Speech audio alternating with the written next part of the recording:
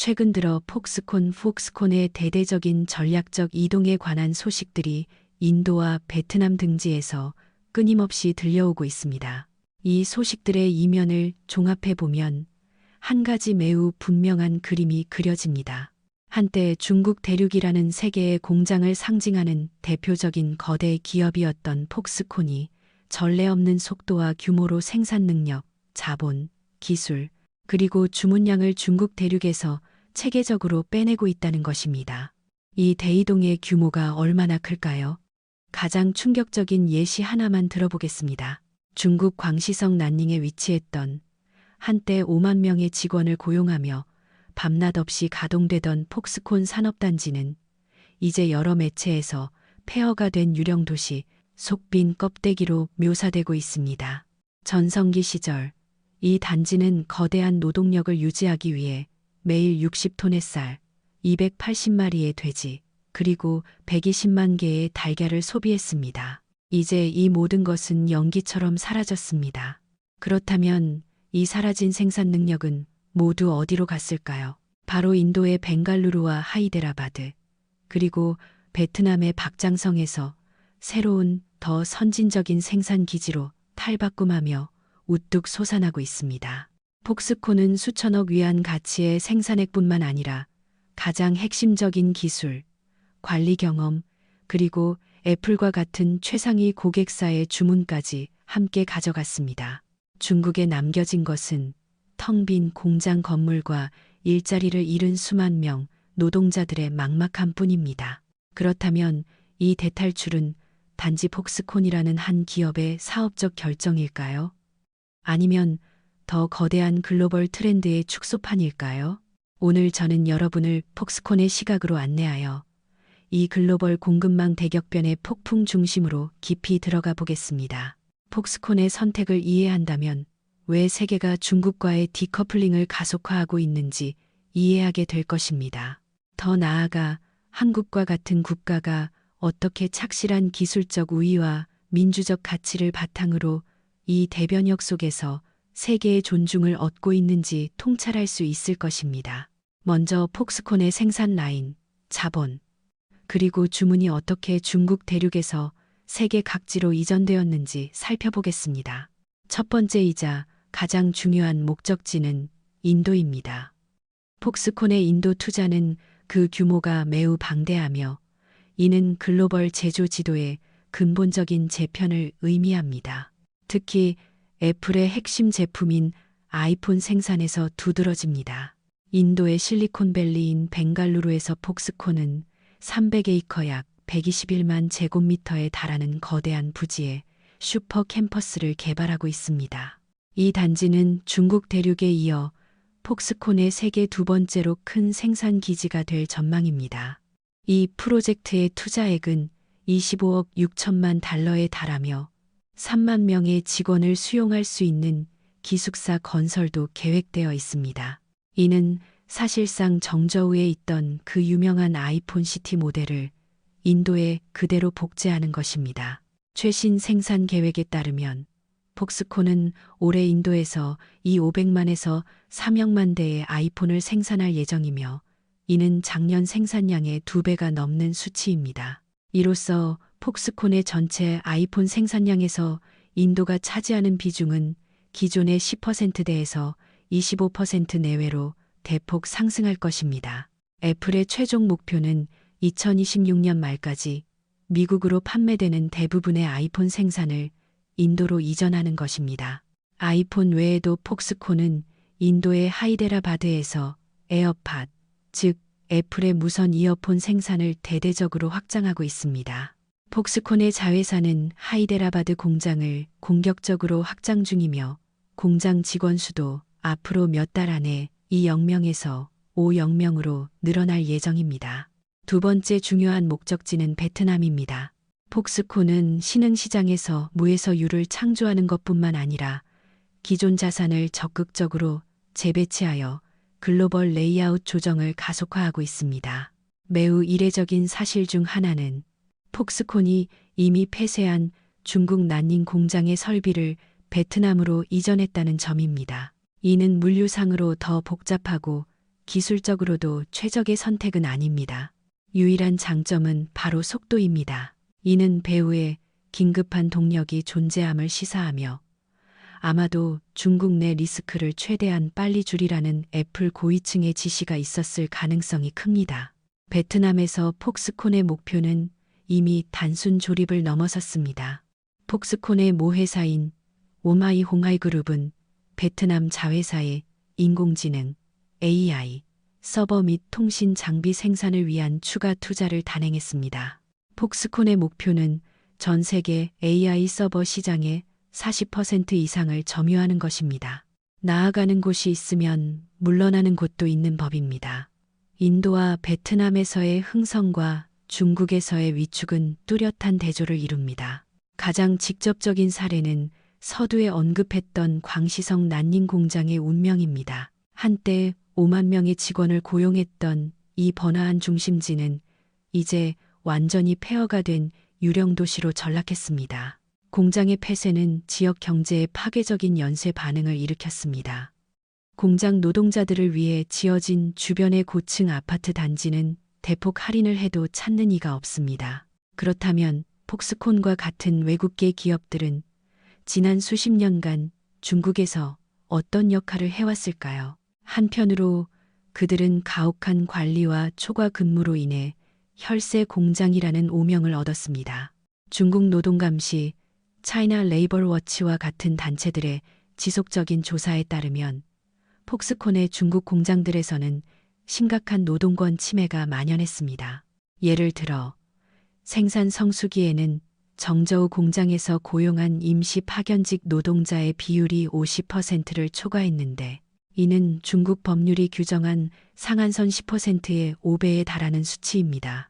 이들 파견직 노동자들은 사회보험과 같은 복지 혜택을 박탈당하기 일쑤였고 노동자들의 주당 근무 시간은 보통 60, 75시간으로 중국 법률이 규정한 월 36시간의 초과 근무 상한선을 훨씬 뛰어넘었습니다. 임금 지급 또한 복잡한 성과급 환급 제도를 통해 고의로 지연되기도 했습니다. 그러나 다른 한편으로 농촌을 떠나 도시로 온 수억 명의 중국 농민공들에게 이 혈세 공장은 그들이 찾을 수 있는 최고의 일터였습니다. 근무 조건은 혹독했지만 그들의 눈에는 상대적으로 가장 이상적인 취업 선택지였습니다. 중국에는 약 9억만 명의 농민공이 공장에서 일하며 이들은 오랫동안 임시직, 저임금, 그리고 착취적인 노동 환경에 직면해 왔습니다. 이 거대한 집단에게 대형 외국계 공장은 경제적 자립을 이루고 농촌의 빈곤에서 벗어날 수 있는 가장 현실적인 경로를 제공했습니다. 이 공장들의 일자리를 잃는다는 것은 그들 중 다수에게 생존의 위협을 의미했습니다. 이것이 바로 깊은 악마의 거래를 만들어냈습니다. 노동자들은 경제적 필요 때문에 착취적인 노동 조건을 받아들였고 중국 지방정부는 대규모 고용과 경제 성장을 보장하기 위해 이러한 위법 행위를 오랫동안 묵인하거나 심지어 방조했습니다. 그리고 이제 폭스콘과 같은 대형 고용주의 이탈은 이 거래를 깨뜨렸습니다. 착취를 가져감과 동시에 비록 불완전했지만 지극히 중요했던 밥그릇마저 앗아간 것입니다. 그 자리에는 거대하고 불안정한 사회적 공백이 남았습니다. 폭스콘의 전환은 고립된 사례가 아닙니다. 이는 세계 각국이 중국 경제에 대한 상호 의존 리스크를 체계적으로 재평가하고 있는 글로벌 트렌드의 표상일 뿐입니다. 바로 우리가 흔히 말하는 디리스킹대입니다. 이 전략은 중국 시장을 완전히 포기하지는 않으면서 새로운 투자와 생산 기지를 다른 국가들로 다각화하는 것입니다. 이 추세는 이미 거시 경제 데이터에 명확하게 반영되고 있습니다. 중국으로 유입되는 외국인 직접 투자 FDI는 벼랑 끝 추락을 경험하고 있습니다. 통계 기준에 따라 다르지만 2023년 중국으로 유입된 FDI는 13%에서 77%까지 폭락하며 수십 년 만에 가장 낮은 증가율을 기록했습니다. 2024년과 2025년에 들어서도 이 하락세는 계속되고 있습니다. 게다가 현재 중국은 세계 주요 경제국 중 외국인 직접 투자 제한이 가장 많은 국가 중 하나이며 이로 인해 대규모 국제 자본이 유출되기 시작했습니다. 이러한 배경 속에서 인도, 베트남, 태국, 말레이시아 등이 빠르게 부상하며 기술 산업의 중요한 대체 제조 중심지가 되고 있습니다. 이러한 근간을 흔드는 산업 유출에 직면하여 중국 관영 매체들은 이러한 저부가 가치, 노동 집약적 제조업의 이탈을 손실이 아닌 전략적 성공으로 묘사하고 있습니다. 그들은 등롱환조 덕롱환여, 낡은 둥지를 비우고 새를 맞이한다라는 성어를 사용합니다. 낡은 새장을 비우는 것은 더 좋은 새를 맞이하기 위함이라는 것입니다. 그들은 지멘스나 보시와 같은 유럽 기업들이 중국에서 진행하는 연구개발 및 첨단 제조업 분야의 신규 투자를 집중적으로 선전하며 중국이 여전히 외국 자본에 대해 강력한 매력을 가지고 있음을 증명하려 합니다. 그러나 이러한 주장은 혹독한 현실 앞에서 지극히 초라해 보입니다. 이는 유출된 일자리와 경제 활동의 거대한 규모를 가리고 있습니다. 난닝 폭스콘 한 곳에서 사라진 5만 개의 일자리는 결코 몇몇 첨단 기술 연구개발 센터가 메울 수 있는 수준이 아닙니다. 더욱 아이러니한 점은 중국이 첨단 기술 투자를 유치하고 싶어 하면서도 정작 자국의 정책들이 끊임없이 리스크를 만들어내고 있다는 것입니다. 정부가 추진하는 자국 산화 및 강제 기술 이전 요구, 데이터 보안법, 그리고 예측 불가능한 규제 단속은 외국 첨단 기술 기업들이 중국과의 깊은 통합을 망설이게 만듭니다. 대체 불가능한 중국 공급망이라는 신화 역시 과거 코로나19 제로 코로나 봉쇄 기간 동안 심각한 타격을 받았습니다. 정저우 아이폰 시티의 대규모 생산 중단과 노동자들의 탈출은 정치적 결정이 언제든 경제 논리를 압도할 수 있음을 전 세계에 직접적으로 증명했습니다. 이는 중국의 생산 환경이 근본적으로 예측 가능한 안정성을 갖추지 못했음을 보여줍니다. 따라서 우리는 관영 매체의 이러한 서사가 일종의 정신승리법에 가깝다는 것을 알 수 있습니다. 대규모 국제 자본 유출을 성공적인 정책 선택으로 재포장하는 것입니다. 물론 이러한 서사의 주된 청중은 국내의 민중들입니다. 이제 시선을 돌려 이러한 글로벌 공급망 재편의 거대한 흐름 속에서 한국과 같은 민주주의 및 기술 강국은 어떤 역할을 해야 할까요? 대만의 사례는 우리에게 많은 것을 시사합니다. 대만 기업들은 오래전부터 중국 대륙에서 벗어나 다각화를 꾀하는 데 앞장서 왔습니다. 미중 무역 전쟁과 양안 정치 관계 악화로 인해 수많은 대만 기업들이 이미 일부 생산 시설을 중국 대륙 밖으로 이전했습니다. 대만이 이 글로벌 판도 재편 속에서 기회를 포착하고 신뢰할 수 있는 기술 허브가 될 수 있었던 강점은 바로 중국의 약점을 거울처럼 비춘다는 점에 있습니다. 중국에는 예측 불가능한 규제와 공산당의 최고 권위가 존재하지만 대만에는 법치와 민주적인 정부가 있습니다. 중국은 지식재산권 절도와 강제 기술 이전으로 비난받지만 대만은 강력한 지식재산권 보호를 갖춘 신뢰할 수 있는 파트너로 간주됩니다. 대만의 부상은 고립된 현상이 아닙니다. 이는 중국의 강점에 대한 인식이 붕괴된 직접적인 결과입니다. 이번 글로벌 공급망 대이동의 본질은 단순히 더 저렴한 노동력이나 새로운 시장을 찾는 것이 아닙니다. 그것은 정치적, 경제적 리스크로 가득 찼다고 여겨지는 낡은 모델에서 벗어나 더 안전하고 신뢰할 수 있다고 여겨지는 새로운 모델로의 탈출입니다.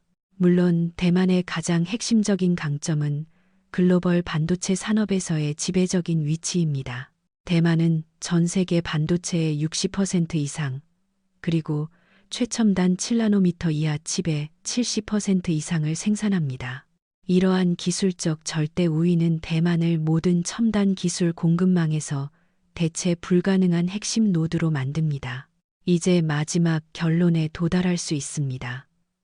폭스콘으로 대표되는 산업 대이동은 주기적인 사업 조정이 아니라 장기적이고 구조적인 추세입니다. 그 근본적인 동력은 제조업 중심지로서의 중국에 대한 국제사회의 신뢰가 돌이킬 수 없을 정도로 침식되었다는 데 있습니다. 세계는 순수하게 비용과 효율성을 지향하던 낡은 모델에서 안전과 신뢰를 우선시하는 새로운 모델로 전환하고 있습니다. 중국에게는 대규모 고용 기반과 산업 기반이 공동화되는 혹독한 미래가 놓여 있습니다. 이는 심각한 사회적, 경제적 불안정을 초래할 수 있습니다.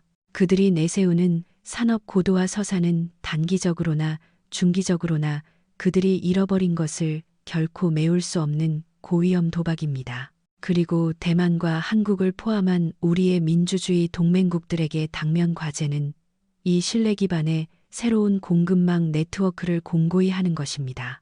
이를 위해서는 지속적인 투자, 정책, 공조, 그리고 공동의 지정학적 도전 앞에서 경제 안보와 국가 안보가 이미 불가분의 관계라는 명확한 인식이 필요합니다. 이 새로운 탈중국론, 연합의 성공이 궁극적으로 글로벌 기술과 무역의 미래를 결정할 것입니다. 중국이 잃은 것은 단지 폭스콘이 아닙니다. 생산 능력과 일자리만이 아닙니다. 그들은 세상에서 가장 귀중하고 재건하기 어려운 것, 바로 신뢰를 잃었습니다. 그리고 대만은 수십 년간 착실히 쌓아온 기술력과 우리가 굳건히 지켜온 존중받는 민주주의 제도를 바탕으로 한 걸음 한 걸음 세계의 신뢰를 얻어가고 있습니다. 시청해 주셔서 감사합니다. 오늘 내용이 우리가 처한 이 대격변의 시대와 한국의 미래 기회에 대해 새로운 인식을 갖게 해드렸다면 좋아요와 공유를 잊지 마시고 제 채널을 구독해 주시기 바랍니다. 다음 시간에 다시 뵙겠습니다.